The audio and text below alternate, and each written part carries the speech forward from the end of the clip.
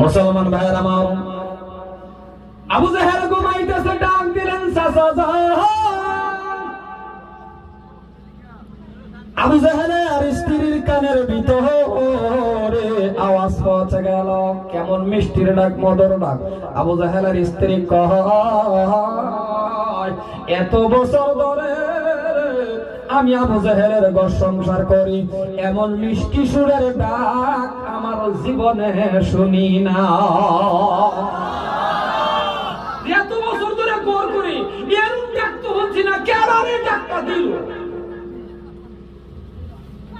আবু জাহেলের স্ত্রী বাবা দৌড় দিয়া বাহিরে আসলেন, আসিয়া দেখে অন্য কেউ না গো, আপনার আমার নবী, বিশ্ব নবী মুহাম্মাদুর রাসূলুল্লাহ। নবীর গলার আওয়াজ, আল্লাহু আকবার, নবীর গলার